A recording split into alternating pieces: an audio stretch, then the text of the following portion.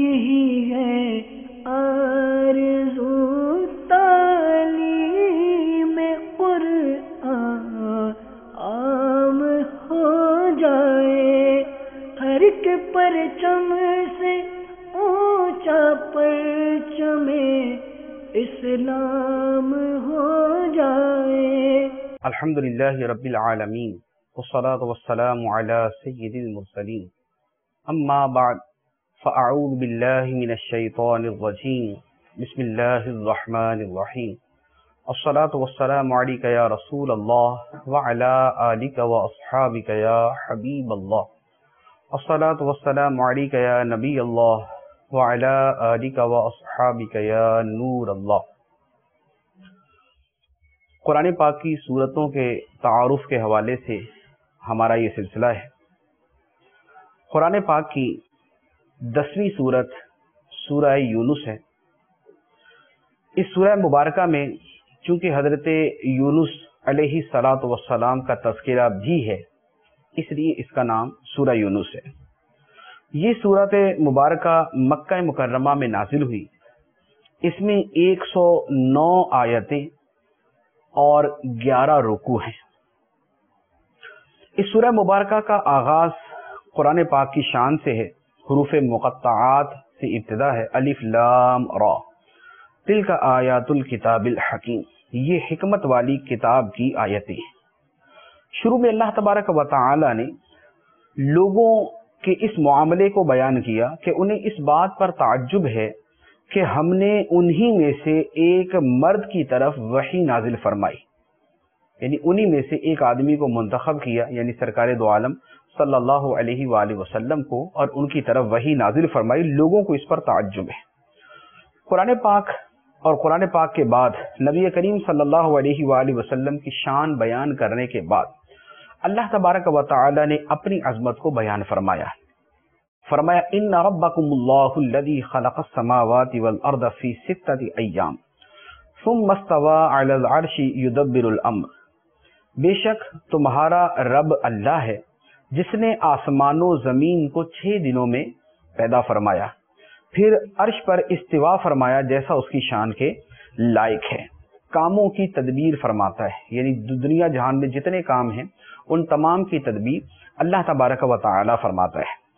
اس کے بعد کفار کے لیے جہنم کی وعید اور اہل ایمان کے لیے جنت کی بشارت بیان کی گئی۔ پھر اس کے بعد اللہ تبارک و تعالی نے فرمایا کہ لوگ جس طرح اچھائی طلب کرتے ہیں اسی طرح برائی بھی طلب کرتے ہیں۔ جیسے بہت سے لوگوں کو دیکھا ہے کہ وہ اپنے خلاف ہی بد دعا کر رہے ہوتے ہیں کہ میں مر جاؤں، میرا یہ ہو جائے، یا اپنی اولاد کے لیے برائی طلب کرتے ہیں کہ میری اولاد مر جائے، یہ ہو جائے۔ کفار کا یہ طریقہ تھا کہ کفار خود کہتے تھے کہ بھی جو عذاب ہمارے اوپر لے کر آنا وہ لے آؤ۔ تو اللہ تعالیٰ نے فرمایا کہ اگر اللہ تعالیٰ لوگوں پر برائی بھی اسی طرح جلدی کے ساتھ بھیج دے جس طرح وہ اچھائی طلب کرتے ہیں، تو اللہ تعالیٰ نے کو اچھائی دے دیتا ہے۔ اگر اسی طرح ان پر برائی بھی جلدی بھیج دے تو پھر لوگوں کا تو سارا معاملہ ختم ہو جائے، کیونکہ لوگ عذاب مانگیں گے اور عذاب ان پر نازل ہو جائے گا، اور نتیجہ یہ ہوگا کہ ہلاک و برباد ہو جائیں گے۔ پھر اللہ تعالیٰ نے ایک انسانی نفسیات بیان کی اور بطور خاص جو کفار ہیں ان کے حوالے سے بیان کیا۔ فرمایا کہ جب اسے کوئی تکلیف پہنچتی ہے تو وہ پھر ہمیں لیٹے ہوئے، بیٹھے ہوئے، کھڑے ہوئے ہر حالت کے اندر پکارتا ہے۔ بیٹھے بھی دعائیں مانگ رہا ہوگا، کھڑے ہو کر بھی دعائیں مانگ رہا ہوگا، لیٹ کر بھی دعائیں مانگ رہا ہوگا کہ یا اللہ یہ مجھ سے مشکل دور کر دے، تو مشکل دور کر دے گا تو میں تیری ساری زندگی عبادت کروں گا، تیری اطاعت کروں گا۔ لیکن جب اللہ تعالیٰ اس سے مشکل کو دور کر دیتا ہے تو اس کے بعد کیا ہوتا ہے کہ پھر وہ ایسے چلا جاتا ہے کہ گویا اس نے کبھی خدا کو پکارا ہی نہیں۔ یعنی خوشی جب اس پہ آ جاتی ہے اور مصیبت ختم ہو جاتی ہے تو پھر وہ اللہ تعالیٰ کو پکارنے کا نام نہیں لیتا۔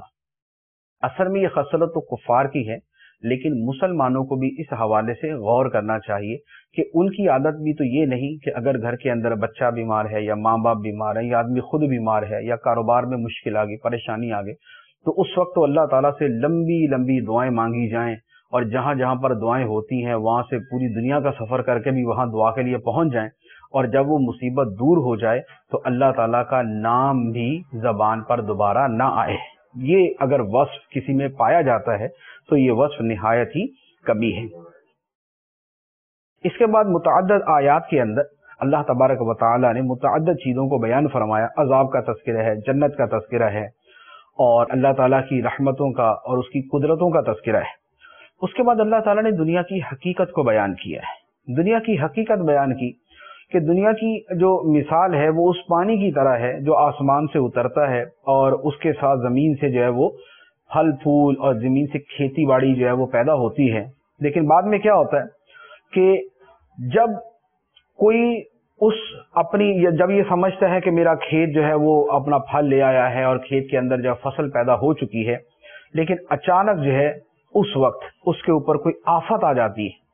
اور وہ سارے کا سارا تباہ ہو جاتا ہے. جیسے طوفان آ گیا، سیلاب آ گیا اور ساری کی ساری فصل تباہ ہو گئی. تو دنیا کی جو حقیقت ہے وہ بھی اسی طرح کی ہے کہ آدمی اپنے آپ کو دنیا میں بڑا قدرت والا، بڑا کر و فر والا، بڑا کچھ سمجھتا ہے،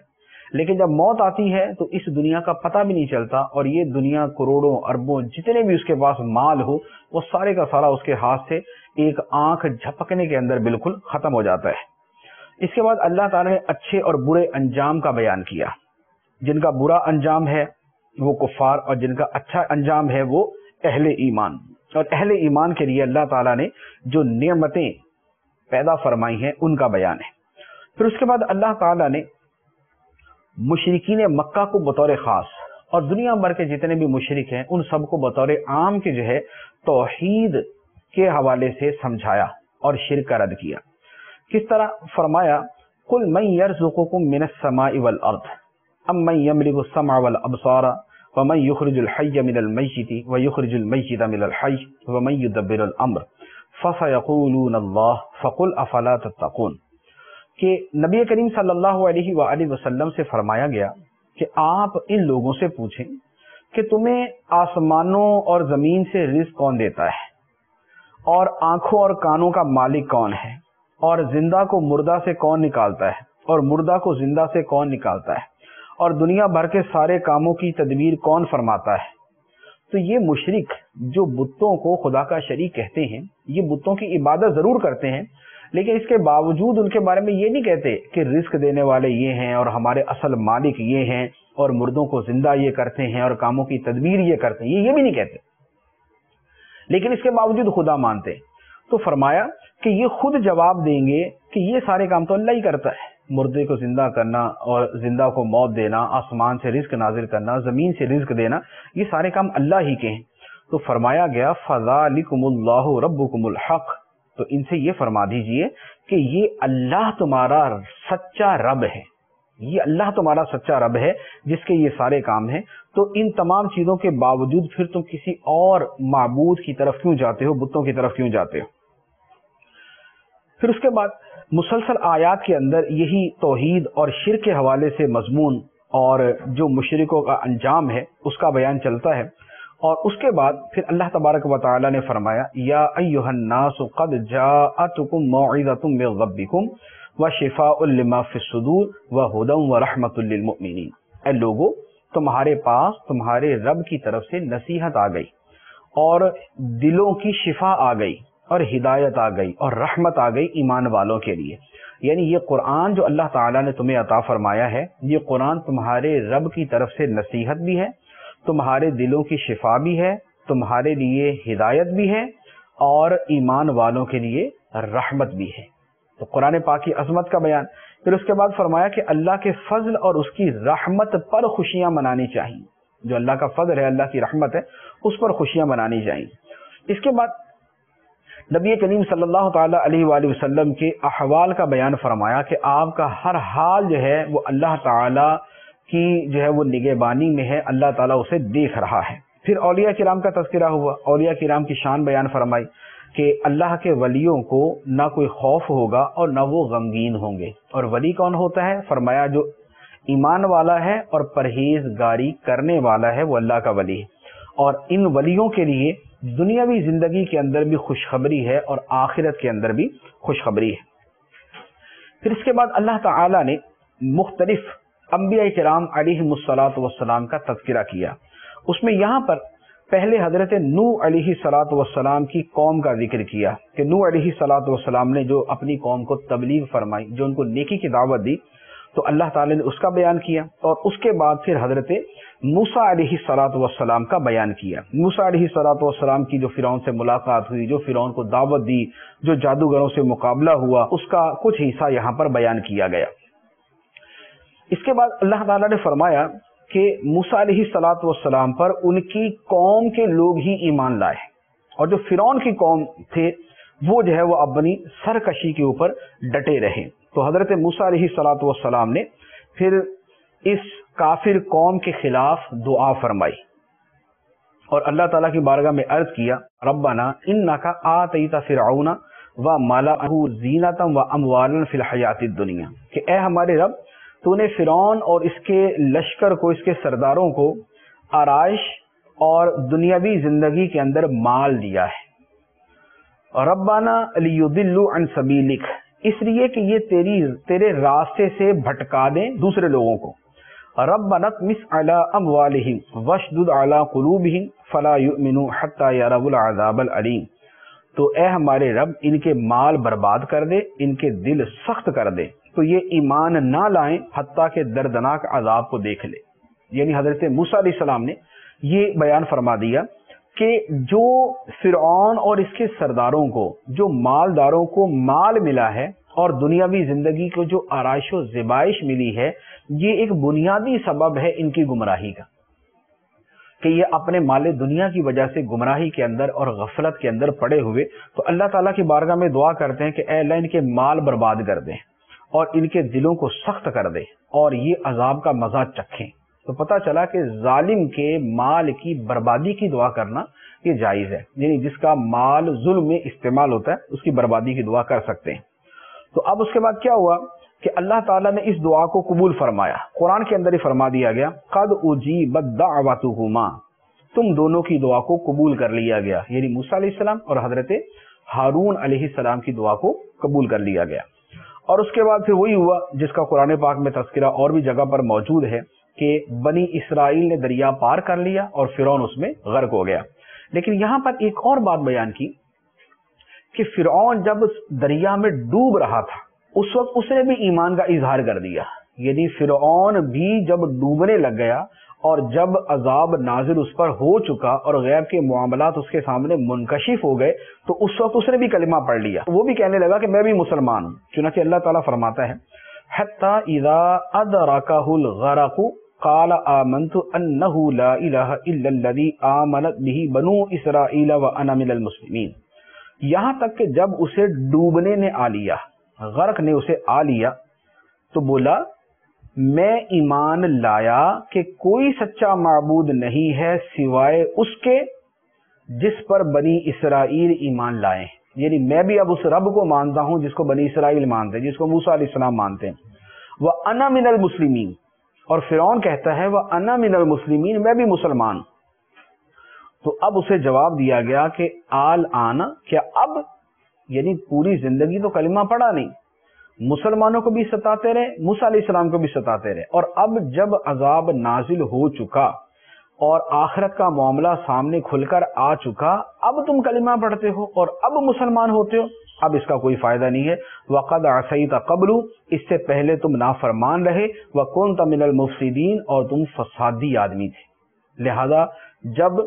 غیب کا معاملہ آخرت کا کھل جاتا ہے، جب آدمی کو غیب کے معاملات کھل جاتے ہیں تو اس وقت اس کا کلمہ پڑھنا اسے کوئی کام نہیں آتا۔ تو اللہ تعالیٰ نے فرعون کے اس غیر مقبول ایمان کو بھی یہاں پر بیان کیا۔ پھر اس کے بعد اور متعدد انبیاء کرام علیہم السلام کے حوالے سے تذکرہ، اجمالی طور پہ تذکرہ ہوا، اور اسی کے اندر حضرت یونس علیہ السلام کی قوم کا واقعہ بھی بیان کیا۔ یہی حضرت یونس علیہ السلام کا واقعہ ہے جس کی مناسبت سے اس سورت کا نام سورہ یونس ہے۔ یونس علیہ السلام نے اپنی قوم کو عذاب سے ڈرایا، قوم اپنے گناہوں سے باز نہ آئی اور انہوں نے توبہ نہ کی، تو یونس علیہ السلام اپنی قوم سے تشریف لے گئے۔ اب جب تشریف لے گئے اور عذاب کے ابتدائی آثار کہ جن کا تعلق جو ہے وہ غیب کے ساتھ نہیں تھا، عذاب کے ابتدائی آثار جب ظاہر ہوئے تو ساری قوم نے جمع ہو کر توبہ کرنا شروع کر دی، معافی مانگنا شروع کر دی، تو اللہ تبارک و تعالی نے ان کی توبہ کو قبول کر لیا۔ تو اس کے بعد پھر ان سے وہ عذاب ٹل گیا اور حضرت یونس علیہ السلام ایک عرصے کے بعد دوبارہ اپنی قوم میں تشریف لے آئے۔ پھر اس کے بعد اس سورہ یونس کے آخری آیات کے اندر بار بار توحید کا بیان اور شرک کا رد کیا گیا۔ تو فرمایا گیا کہ وَلَا تَدْعُ مِن دُونِ اللَّهِ مَا لَا يَنْفَعُكَ وَلَا يَضُرُّكَ فَإِنْ فَعَلْتَ فَإِنَّكَ إِذًا مِنَ الظَّالِمِينَ، اور اللہ کے سوا اس کی بندگی نہ کر جو نہ تیرا بھلا کر سکے نہ برا، پھر اگر ایسا کرے تو اس وقت تو ظالموں سے ہوگا۔ وَإِن يَمْسَسْكَ اللَّهُ بِضُرٍّ فَلَا كَاشِفَ لَهُ إِلَّا هُوَ وَإِن يُرِدْكَ بِخَيْرٍ فَلَا رَادَّ لِفَضْلِهِ، اور اگر اللہ تجھے کوئی تکلیف پہنچائے تو اسے کوئی ٹالنے والا نہیں، اور اگر وہ تیرے ساتھ بھلائی کا ارادہ فرمائے تو اس کے فضل کو کوئی روکنے والا نہیں۔ یہ ایک وہ چیز ہے کہ اگر اس عقیدے پر رسوخ حاصل ہو جائے، یعنی قلب کے اندر اس کا استحضار مل جائے کہ جو مصیبت اللہ تعالیٰ کی طرف سے آئے گی اسے کوئی ٹالنے والا نہیں، اور جو اللہ تعالیٰ کی طرف سے خیر آئے گی اسے کوئی روک نہیں سکتا، تو بندے کا دل بہت سارے معاملات کے اندر مطمئن ہو جاتا ہے۔ پھر اس کے بعد حق کی پیروی کرنے کا فرمایا، ارشاد فرمایا یا ایھا الناس قد جاءکم الحق من ربکم، اے لوگو تمہارے پاس تمہارے رب کی طرف سے حق آ چکا۔ اب حق بات تو آ چکی، فمن اہتدی فانما یہتدی لنفسہ، تو جو ہدایت اختیار کرے گا تو وہ اپنے بھلے کو ہدایت اختیار کرے گا، ومن ضل، اور جو بھٹکے گا فانما یضل علیہا، تو وہ اپنے نقصان ہی کو بھٹکے گا، وما انا علیکم بوکیل، اور کچھ میں تم پر کوئی نگران نہیں مقرر کیا گیا، یعنی سرکار صلی اللہ علیہ وسلم کو یہ فرمایا گیا۔ تو اب لوگوں کے حوالے سے یہ بتا دیا کہ اگر کوئی شخص ہدایت اختیار کرتا ہے تو اس کی ہدایت کا فائدہ اسی کو ہے، کسی دوسرے کو نہیں ملے گا، اور اگر کوئی آدمی گمراہ ہوتا ہے تو اس کی گمراہی کا وبال بھی اسی پر آئے گا۔ اللہ تعالیٰ کو کسی کی ہدایت کا نہ نفع نہ کسی کی گمراہی کا کوئی نقصان ہے۔ آخری حکم جو فرمایا گیا وہ فرمایا وَاتَّبِعْ مَا يُوحَىٰ إِلَيْكَ وَاصْبِرْ حَتَّىٰ يَحْكُمَ اللَّهُ وَهُوَ خَيْرُ الْحَاكِمِينَ، اور اس کی پیروی کرو جو تمہاری طرف وحی کی جاتی ہے، اور صبر کرو حتیٰ کہ اللہ اپنا فیصلہ فرما دے، اور وہ سب سے بہترین فیصلہ کرنے والا ہے، سب سے بہترین حکم دینے والا ہے۔ اللہ تبارک و تعالی ہمیں قرآن کا فہم عطا فرمائے اور احکام قرآنیہ پر عمل کی توفیق عطا فرمائے، آمین بجاہ النبی الامین صلی اللہ علیہ وسلم۔ یہی ہے آرزو تعلیم قرآن عام ہو جائے، ہر ایک پرچم سے اونچا پرچم اسلام ہو جائے۔